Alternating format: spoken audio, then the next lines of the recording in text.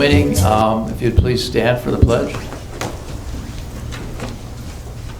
I pledge allegiance to the flag of the United States of America and to the republic for which it stands, one nation, under God, indivisible, with liberty and justice for all. Roll call, please. Mayor Ziegler. Here. Deputy Mayor Beagle. Here. Councilmember Gottschall. Here. Councilmember Grunland Fox. Here. Councilmember Leader. Here. Councilmember Resnick is excused. Councilmember Smiley. Here. Quorum present. Thank you. Any changes to the agenda, Ms. Stanford? Yes, there'll be one change to the agenda this evening to remove unfinished business item 2, which was the recommendation to enact the ordinance for controlled substances and paraphernalia. And that's just to allow some additional time to have some clarification with the city attorney. Okay, thank you. Yep. Take that off.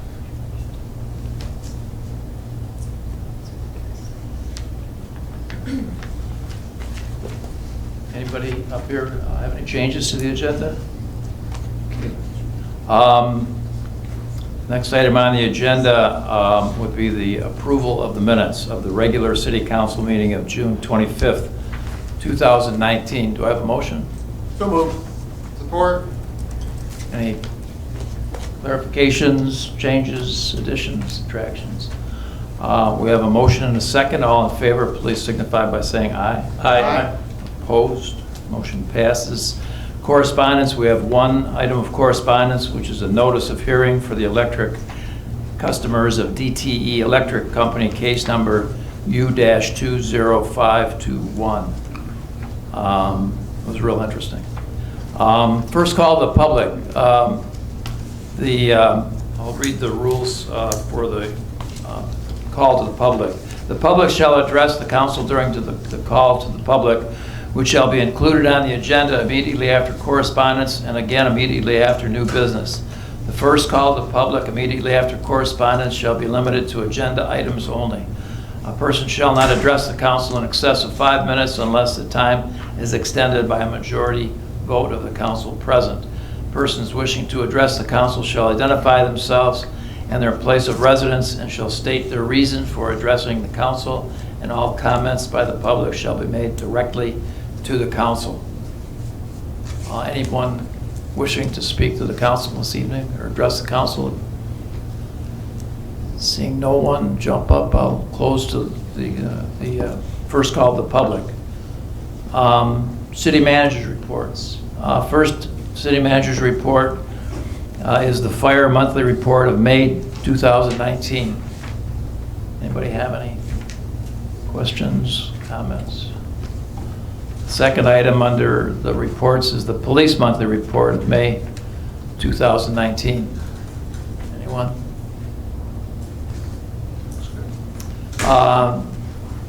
Third one is the water monthly report of May 2019. Mr. Beagle. Thank you. Just reading through our packet here with the report, I noticed we got some more issues, or not issues, but more items on the in the packet than we normally have, such as other projects under management, information about lift stations, work order summaries, the PFAS samplings, and then like planned tasks and stuff like that. But under other projects under management, I've never seen this before, but it says how much we're getting billed on, like for the dewatering equipment, and we got invoiced for chemical and labor costs of $26,059. Is that just for our information, or?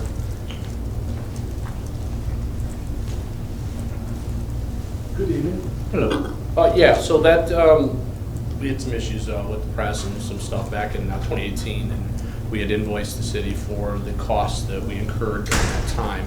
And it's been on here a couple times throughout the course of the reports that I've been submitting.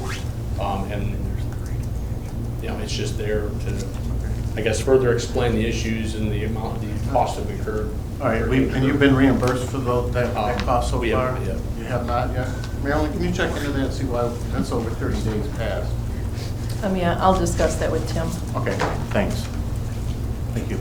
Okay, anyone else? Thanks, Matt. Sure.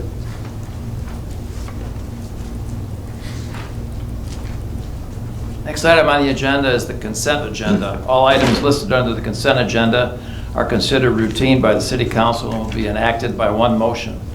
There will be no separate discussion of these items unless a council member so requests, in which event the items will be removed from the consent agenda and added to the regular agenda at the end of unfinished or new business. Do I have a motion? So moved. Support. I have a motion and a second. All in favor, please signify by saying aye. Aye. Opposed, motion passes. Next item on the agenda is unfinished business. I have a recommendation to enact an ordinance to amend the Code of Ordinances for the City of Wixom, Chapter 9.16, offenses pertaining to property, Section 9.16.130, trespassing, subsection A, 3, to prohibit trespassing on all fenced or posted private property. Do I have a motion? So moved. Support. Discussion? I have a motion and a second. All in favor, please signify by saying aye. Aye. Opposed, motion passes. New business. Our first item under new business is request for authorization to participate in the Sourcewell Cooperative Purchasing Program for the purchase of foldable tables for City Hall from KI Incorporated of Green Bay, Wisconsin, in the amount of $5,810.56. Do I have a motion? So moved. Support. Discussion? Mr. Gotcha. Thank you. In reading the report, I believe these were just for in this room or this area, right? Correct. The Planning room next door. Commission. I know we had mentioned in the past that we buy folding tables on rotation for the city. Is that still correct in general? We've Or got- every year we're buying tables? Correct, correct. We Okay. do rotate in the community center on a regular basis. The tables over here in City Hall have not been purchased or replaced in many years. And the reason we recommended the foldable tables is we've been moving some of the senior programs over here when we have rentals, and there's a lot of movement of tables back and forth. And we had purchased those in the community center, and they work quite well. And they also allow for space when you need it. So they're different than what we have already? Mhm. Okay. Okay, thank you. Anyone else? Thanks, Deanna. I have a motion and a second to participate in the Sourcewell Cooperative Purchasing Program for the purchase of foldable tables for City Hall from KI Incorporated of Green Bay, Wisconsin, in the amount of $5,810.56. All in favor, please signify by saying aye. Aye. Opposed, motion passes. Next item on the agenda is a recommendation to waive the bid process and award a bid to purchase a leaf collection trailer from ArmToughEquipment.com of Canton, Ohio, in an amount not to exceed $55,028. Do I have a motion? So moved. Support. You want to give us a thumbnail sketch here? Sure. Thank you, Mr. Mayor. Thanks. Yeah, this request, we did get or solicit bids from manufacturers that we felt could deliver on time the leaf trailer that we're proposing for the city. It does take a bit of lead time to get it, so we were trying to save some time by waiving the bid process. And our initial quotes were from the Michigan Trade Network through the state bid process. And over the last 3 months, that particular vendor went up in price by $9,000. And that would have exceeded our budgeted amount, so we solicited other bids from the specific vendors that could produce that. So that's what you see before you today, and it's actually $3,000 less than what we had initially expected, so that was good to see. Mr. Beagle. Thanks. I'm just a little confused because you said you went out and solicited bids, correct? But Just- we're asking to waive the bid process? So typically, our bid process is through the Michigan Trade Network, and we send it to, through that system and get a number of bids. It usually takes about a month to do that with the spinal column and whatnot. And by the time we found out that the state bid process was falling through for us, this was our other alternative. But are we actually waiving the bid process here? 'Cause We are we've got 3 bids. Correct. So are we waiving it or? That wasn't my call. I was thinking that because we didn't go through the specific process we normally go through, that was the bid process. But we are actually getting three consecutive bids. Yeah, but I'm just, like I said, I'm just confused because you were asking to waive, but you went and solicited, I we did the did bid get process. bids from- We waive it if we go through the other way, I understand that, but when we got Right. 3 bids and you're asking us to waive, I don't understand It's that. just different from our normal process, that's why I did that. Looks like Ms. Stamper wants to weigh in on this. Just a quick comment. So in this case, I believe we just went out for quotations. Quotes. So we didn't typically go through the full bid process where we issued a big bid packet, had people send in sealed bids and that sort of nature. Okay. So since we didn't do it that way, we would have to waive the bid process. But I believe you received quotations from the particular vendors that can actually deliver this sort of product for us. So that's why we would have to waive it. Thanks for the clarification. You're welcome. Thank you. Mr. Gotcha? I guess just in part to follow on that, because I know you're asking about waive the bid, and if someone votes no, then that means it fails, and I'm still a no on this, even since the budget study sessions. Yep. Just based on the math behind it, when we were talking about what we pay in overtime for our current setup versus this, it was much cheaper just how we have it done now. And I know that we had talked about if there would be a reduction in the overtime that is spent doing leaf collection throughout the year, because this will have a higher capacity and make things a bit more efficient. It is. Do you know what the cost trade-off is from what we have now in overtime and our current situation versus spending $55,000? Because I think when we were talking about it at the budget study sessions, our current situation didn't even break $10,000 in overtime costs.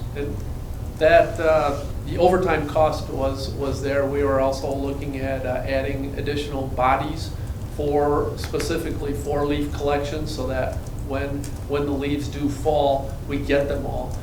In the past, and last year included, we're not able to get all of the leaves, which means that they go into the storm drainage systems and clog them up and have water quality issues as well. So we're trying to develop a plan that will ensure that we have decent leaf collection at the least cost. This trailer we would have a standby trailer, if you will. This will be a new unit. Our old one is 12 years old.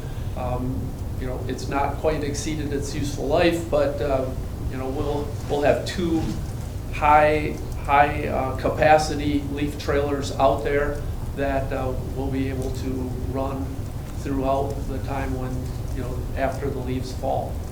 Sometimes they fall all in 1 week, and it makes it difficult for us. And then we're up against the winter months where the snow starts to fall, and we have folks throughout the High Gates area, because those are the oaks that fall last, that don't get their leaves picked up.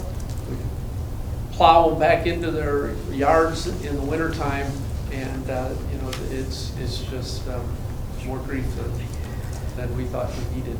I think a part of it is just the way the system works now. Like, we have people that blow their leaves out as soon as they fall, and they sit there for a month before they ever get picked up. And so there's a comment in here about getting into storm drains and whatnot. People are doing it much sooner than their actual pickup is. So I think from our standpoint, we need to kind of review when we're letting people, or how we're instructing people to do that, because to me, you're almost making the situation worse by letting them sit in the We- curbside for a while as opposed to just telling everyone, bag your leaves. We go through the leaf program. We have it, by week, Yep. which ones we pick up. We've been trying this for years. We go to Facebook, we go, we Yep. put it in the newspaper, we put it in our newsletter. I see 'em. We call them, we talk, it's tough to get the public to follow this when the only day they have off is Saturday and they rake their leaves. So if we pick them up efficiently, when we, using additional trailers, I think we can do a better job for them. What is the expected lifespan of this trailer? This trailer is, there are different parts to it, but it should be 15 to 20 years. If there's a fan problem, we can replace that, through maintenance or something like that. But the trailer as a whole should last at least 20 years.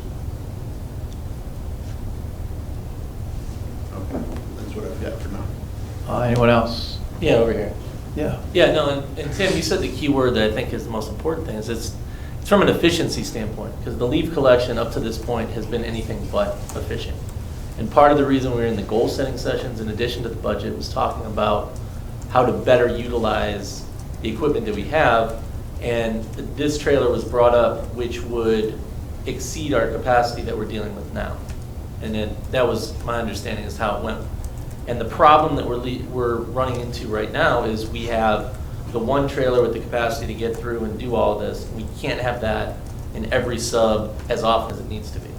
So by putting the extra trailer out there, we're becoming more efficient and probably, save money on the overtime in addition to that. But with the timing of the crazy weather that we've had is the leaves drop and then it snows in 2 weeks. And we're running, so we have been victimized by the almanac as much as anything else. And I think this is, what we've done before hasn't worked. And I think this is not an investment that, based on the lifespan and everything else, I think it's something we're gonna need in 3 years anyway. So I'd say rock with it. Mr. Gotcha? I would agree the lifespan changes things a bit, just in terms of looking at what our costs are annually. Is there, I know we were talking verbiage between quotes and bids and waiving the bids and whatnot. Is there an opportunity to change the way it's worded, or would that prevent us, would it be kind of, not to call it illegal, but frowned upon? I don't know the answer to that question. Okay. It seems as though the problem is that you just want to, you're not in favor of this particular purchase, and you're going to vote no. And what the problem is that we need to have a unanimous vote to waive the bid process. And so I appreciate you at least looking to see if there's a way to vote no and still not incur. I think your long game is you don't want to incur the cost of going out for bids, because it's going to pass whenever that happens anyway, and it might as well try to save that money. What would that cost, Marilyn, for putting it out for bids? Most of it's staff time in order to complete those bid documents and get them out. But I think another issue that we were going to have with this is that if it goes out for bid, there would be no way we would be able to have this trailer built and ready for the upcoming season. Correct. Right. So that was kind of an issue of why they were going to use the mitten process, which allows us not to waive the bid process technically, because we're using the Right. mitten bid process. So we are using a bid process and don't have to waive it. But because the mitten price actually exceeded what we can purchase it for from another company through obtaining a quotation from them, we could have simply came and said, we will buy it through the mitten process and pay $3,000 to $5,000 more. Is that about what it was, Jim? Actually, it's $9,000 more through the mitten process.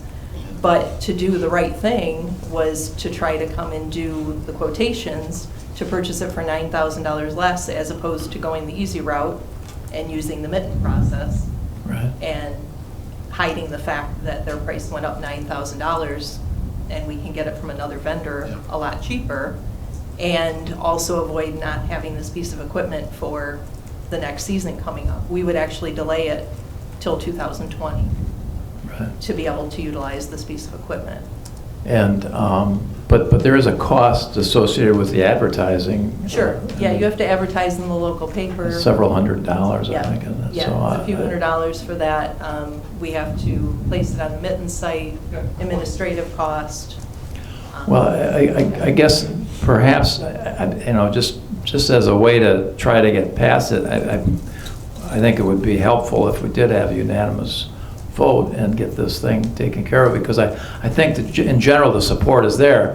Perhaps the answer would be to make a specific statement about your objections, which I think you've already kind of addressed, and kind of, I guess, kind of swallow your pride on this one. Well, I understand that, and it's just, unfortunately, I feel like this is a situation where when I first started up here, the only time we'd see waive the bid was when it was a sole proprietor of, or a sole vendor of a certain thing, mainly like the fire equipment. I feel like we've been getting more quote waive the bids for different things rather than going out for bid.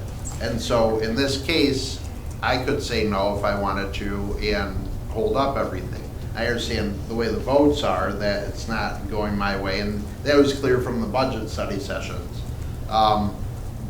How, do you know offhand our current, like the half-size trailer, I'll call it, not the full one that we have, but the secondary that we use, Right. what that would cost or what it did cost when we bought it? I do not have that information, no.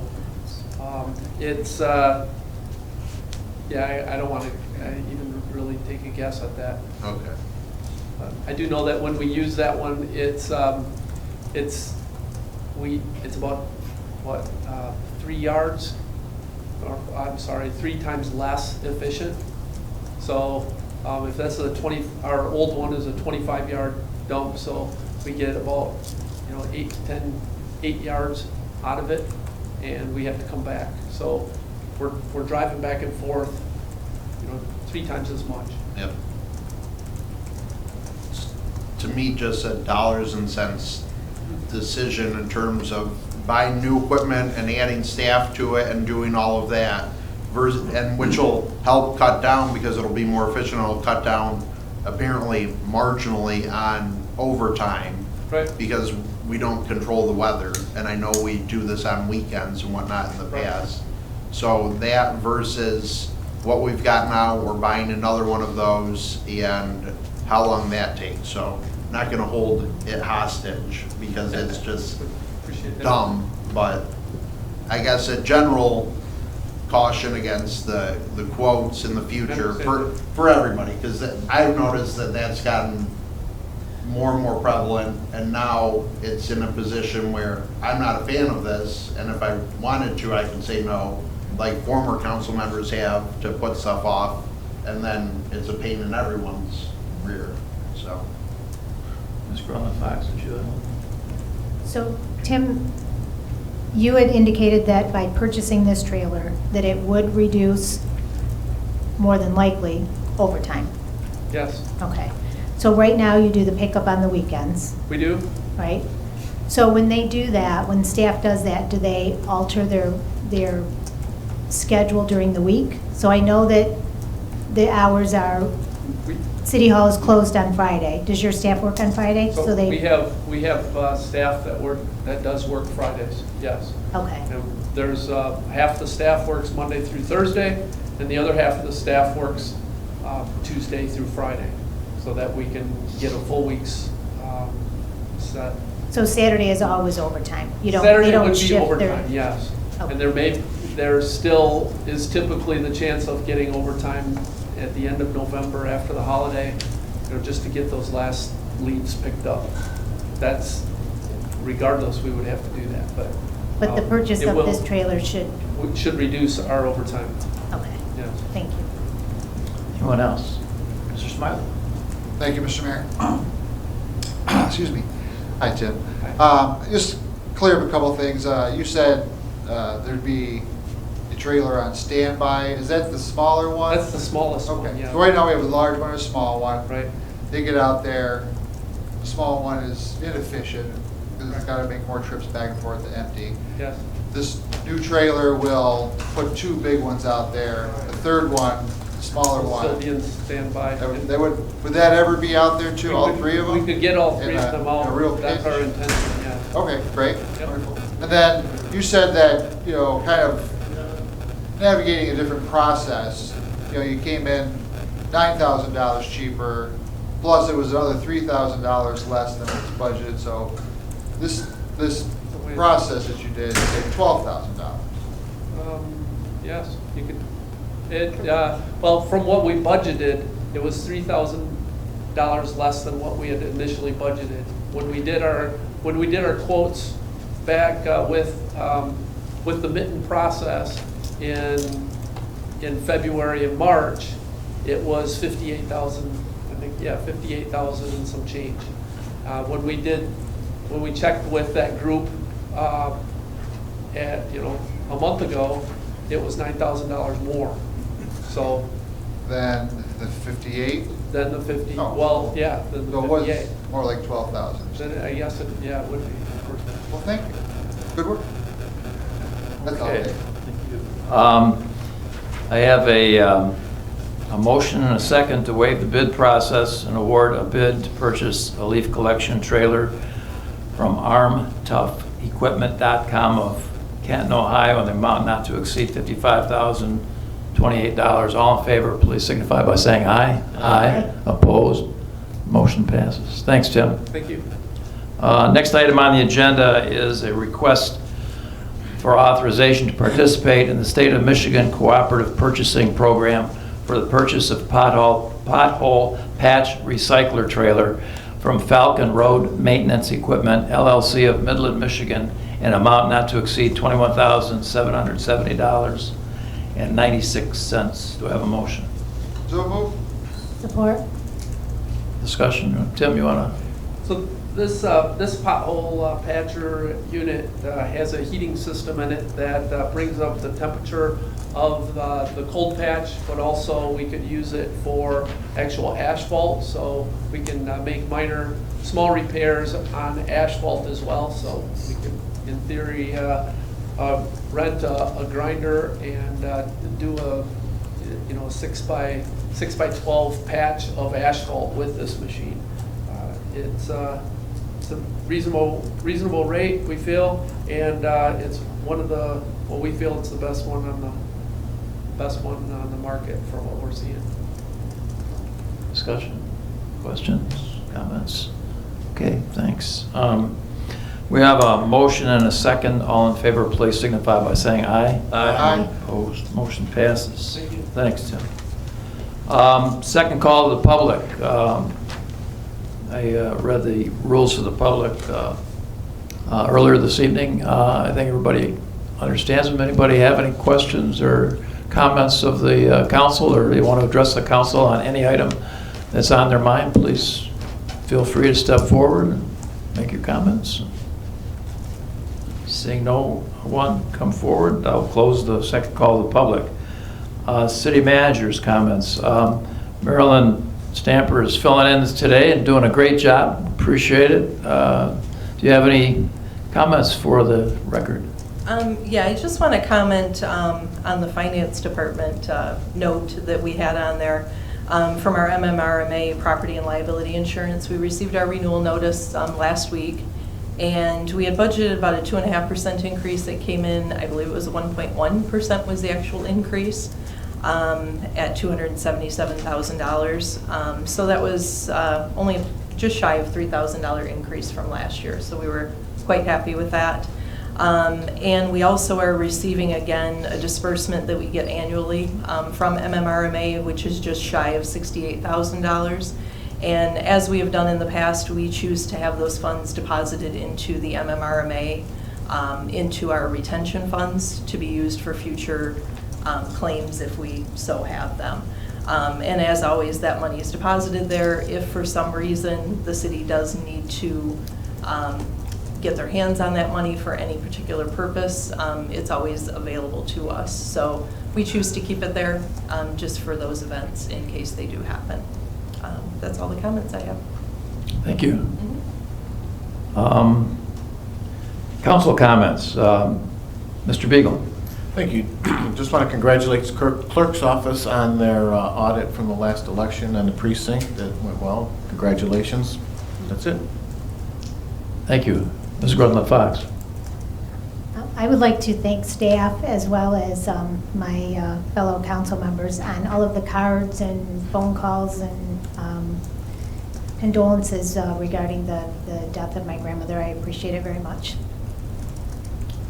Thank you. Mr. Smiley. Thank you, Mr. Mayor. A couple things. Just want to mention it was a beautiful night for Light the Night. Almost 2 weeks ago already. Big crowd, lots of families. Want to thank the Wixom Police and Fire as well as Oakland County Sheriff's Department for their efforts in making it a very nice night, a very fun and safe night. Next up is Hot Blues and Barbecue next Thursday. That's always good. Hopefully we'll have as good a weather.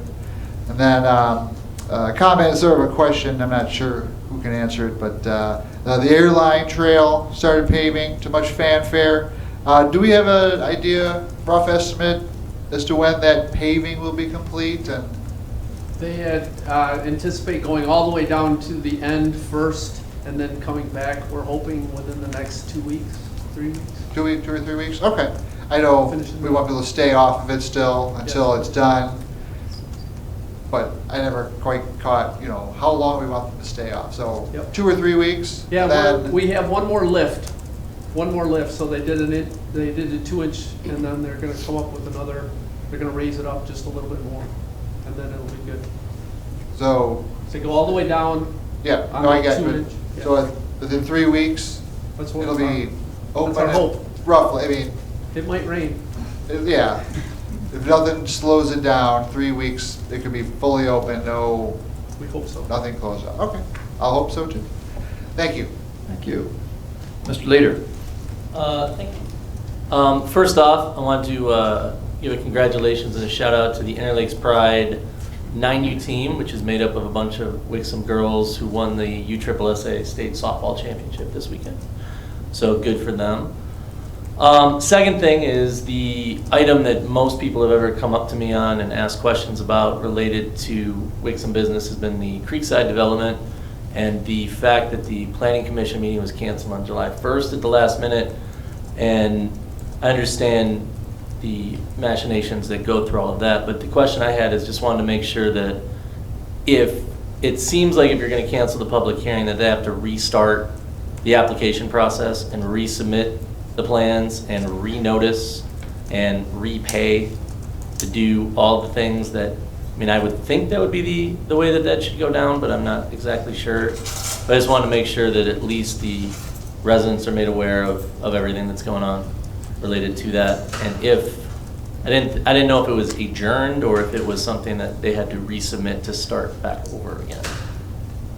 So that is something, and I know the substitute city manager might not know the answer to that. I'm not sure. But So we can look into that and let you know. But when they come back, I think that if all the notices went out, we sent all the 300 feet, as well as put the advertisements in Spinal Column and the Oakland Press, that I think they would have to restart the process again from the very get-go. So I just want to make sure that goes on and that the public doesn't get surprised because they get really angry about all that stuff. So that's all I have. Thank you.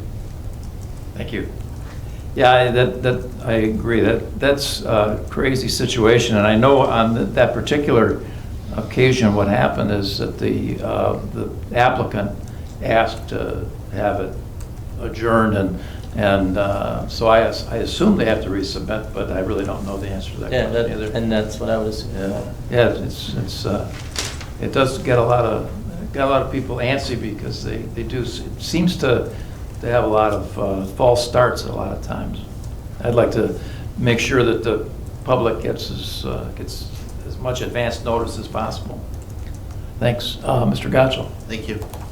Just, I guess, tag along with that. does seem for all of the city business and projects we have, that is one of the ones that always has scheduling issues and gets put on an agenda, pulled from agenda, meetings get canceled, or signs don't get put up when they should have been put up. And from our perspective, the optics do not look good because we frequently get residents up here thinking that there's something underhanded going on, which there definitely isn't.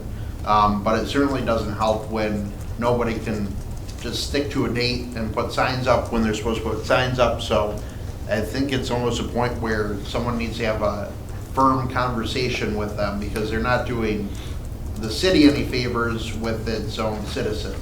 When it's not us playing the games, it's them. So that I hopefully we'll be able to have that conversation with them. I also wanted to share my thoughts with Mark Clancy and his family, their loss in the last week here. And then I also wanted to thank everyone that sponsored and worked on and donated time to the Light in the Night event. That was really great attendance as usual, and driving as well. You can see everyone. They don't just come downtown to watch the fireworks. They're all lined up along Walled Lake Western and whatnot as well. So we have a big crowd here for everything, which is great, but then everybody else goes to get closer seats at the high school as well. So it's an even larger crowd than what we see down here, which is nice. Thank you. Thank you. Yeah, I too wanted to express my sympathies to Mark and Claudia Clancy on the loss of their son, Ryan. Mark, of course, served up on council, sat in that chair right down there where Mr. Leader's sitting for a lot of years, and was a great councilman for us. And then he was an employee of the city for a number of years, about 10 years at the DPW, and he was our mechanic there and did a great job. And, a very nice family, and grew up in the neighborhood that my kids grew up in, and my kids knew their kids, and just tragic loss, and just my sympathies certainly are with them. Also, Lori Dorchek, who is our Historical Society president, her mother passed away, and I wanted to pass along my sympathies to her and her family.